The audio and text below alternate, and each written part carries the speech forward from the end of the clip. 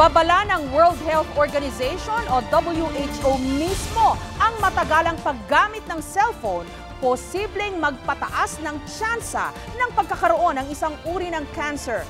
Binago ng WHO ang nauna nitong pahayag na hindi nakaka-cancer ang cellphones. Pero nilinaw din nilang kailangan pa ng karagdagang pag-aaral para matiyak ang direktang epekto sa kalusugan ng cellphones. Live mula sa Quezon City, may report si Dano Tingkungko. Dano? Jessica, hindi pa man ganap nakakita ng bagong ebidensya ang World Health Organization na posibleng mag-ugnay sa paggamit ng cellphone at pagkakaroon ng cancer, partikular ang isang uri ng cancer sa utak.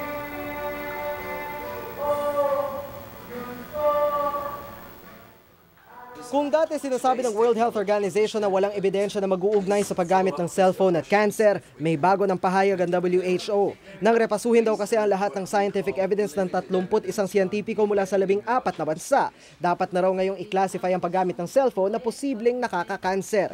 So several of the epidemiological studies looked pretty closely at this question. It seems logical that if cell phones were to contribute to the causation of cancer, the tumor would be more likely to be on the side where people use the phone. And there's some indication that that is in fact the case. Ang mga cellphone daw kasi naglalabas ng tinatawag na radio frequency electromagnetic fields at lumalabas daw na may kaugnayan ito sa mas mataas na tsansa ng pagkakaroon ng isang uri ng brain cancer na glioma. Pero paglilinaw ng grupo, kailangan pa raw ng mas masinsinang pag-aaral para ganap na matukoy kung talaga may kaugnayan nga ang dalawa. Sinubukan naming hinga ng pahayag ang mga cellphone manufacturer pero hindi pa nila sinasagot ang aming tawag.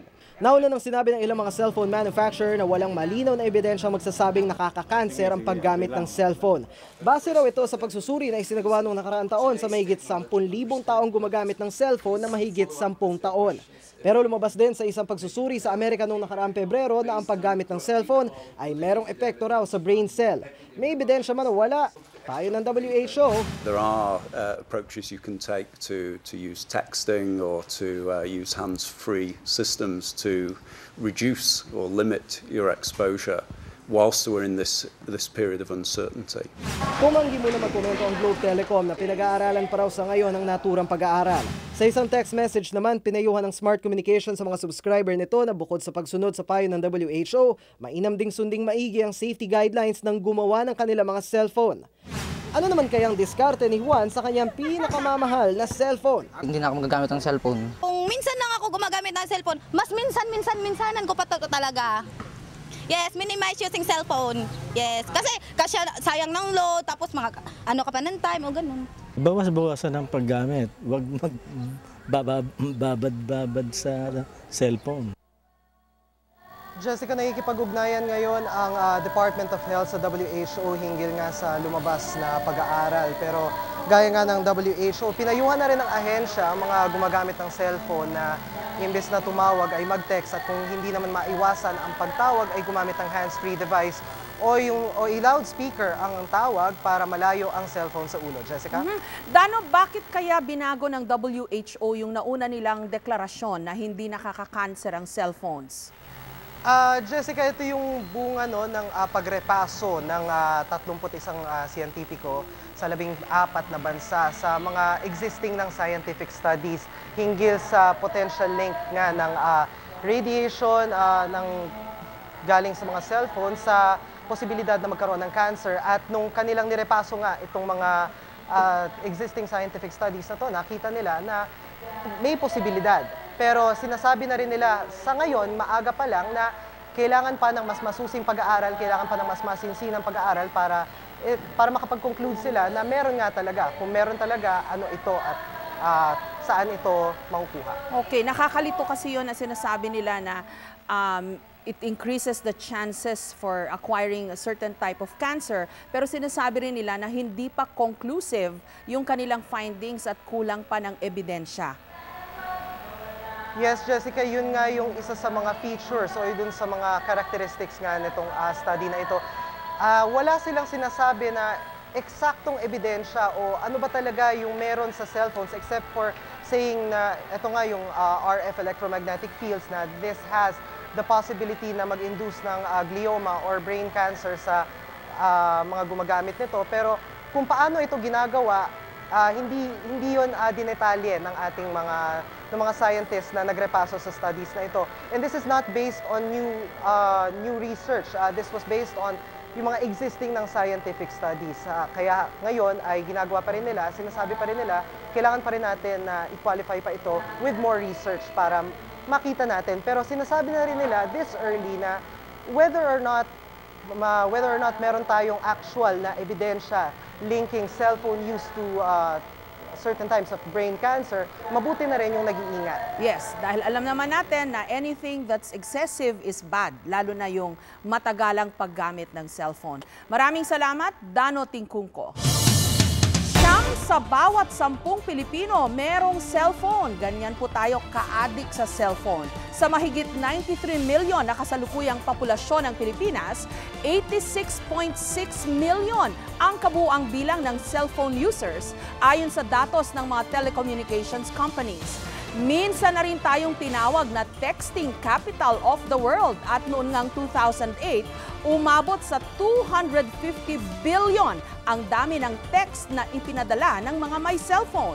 Bukod sa texting, gamit din ang cellphone sa video, sa voice calls o tawag at pati sa pag-surf sa internet, sa pakikinig ng music, pati na sa pagkuha ng litrato at kung ano-ano pa. Para tulungan po tayong himayin at maunawaan ang usapin ngayon tungkol sa ugnayan ng cellphone at ng ating kalusugan, makakasama po natin live dito sa ating studio ang isa sa dadalawang neuro-oncologist sa Pilipinas, si Dr. Juliet Batara ng St. Luke's Medical Center. Magandang gabi po, Doc.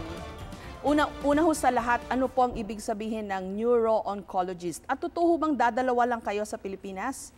Yes, ang ibig sabihin ng neuro-oncologist ay isang specialty na ang tinitingnan namin talaga at ginagamot ay mga tao na may brain tumor. Okay.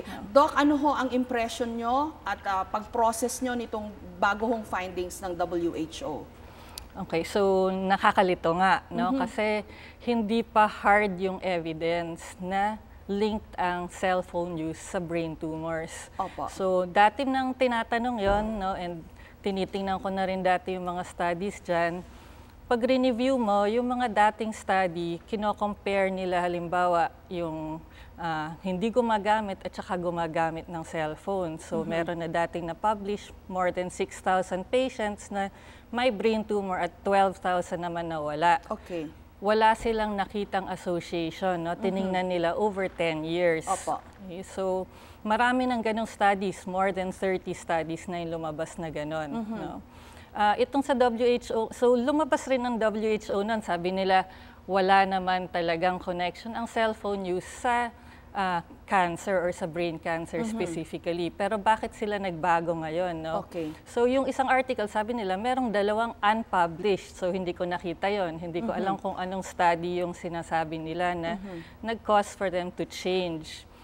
Pero we have to understand that it's difficult to do these studies kasi ang mga tao, iba-iba ang gamit ng cellphone. Merong matagal gumamit, merong hindi matagal gumamit, merong 10 taon nang gumagamit, merong 20 years nang gumagamit. No? So, pag gumagawa kasi tayo ng study, kailangan medyo pantay-pantay yung mga factors na yun. Kaya napakahirap i-analyze yun. So, ang sinasabi nila, baka naman hindi pa nakikita yung cancer risk. Kasi yung dating ginawang study, merong parang 10% na lumalabas na risk dun sa hindi 10% yung risk.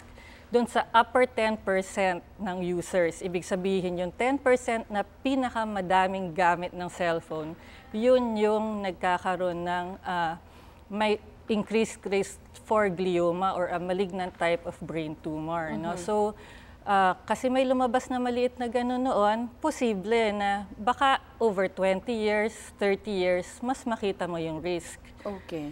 So yung radiation risk, yung mga batang rinadiate nung araw, nakikita namin na after 20 years, 9-fold yung risk nila to develop brain cancer. I think ang WHO is being very careful at this point. Right. Doc, sinasabi nila na hindi nila directly kino-correlate ang cellphone use to this type of cancer, but they're saying it possibly increases the risk. I think that's very important. I think It probably does.